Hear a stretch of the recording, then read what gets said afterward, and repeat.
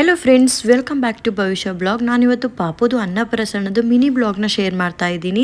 ಪಾಪುಗೆ ಇವತ್ತು special feel ಕೊಡೋಣ ಅಂತ ಹೇಳಿಬಿಟ್ಟು ಸ್ಪೆಷಲ್ಲಾಗಿ ಸ್ನಾನ ಮಾಡಿಸಿದ್ದೆ.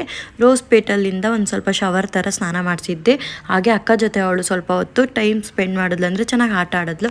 ರೆಡಿ ಮಾಡಿಸ್ಬಿಟ್ಟು ಆಮೇಲೆ ದೇವಸ್ಥಾನಕ್ಕೆ ಬಂದ್ವಿ. ದೇವಸ್ಥಾನದಲ್ಲಿ ಪಾಪು ಹೆಸರಲ್ಲಿ ಇವತ್ತು ಅನ್ನಪ್ರಸನ್ನಕ್ಕೆ ಅಂತಲೇ ಸ್ಪೆಷಲ್ಲಾಗಿ ಪೂಜೆ ಮಾಡಿಸಿದ್ವಿ. ಹಾಗೆ ಅನ್ನಪ್ರಸನ್ನ ಟೆಂಪಲಲ್ಲೇ ಮಾಡಿಸಿರೋದ್ರಿಂದ ಅಲ್ಲೇ ನಾನು ಮನೆಯಿಂದ ನೈವೇದ್ಯಕ್ಕೆ ಅಂದರೆ ಅನ್ನಪ್ರಸನ್ನಕ್ಕೆ ಅಂತಲೇ ಪ್ರಸಾದ ಮಾಡ್ಕೊಂಬಂದಿದ್ದೆ.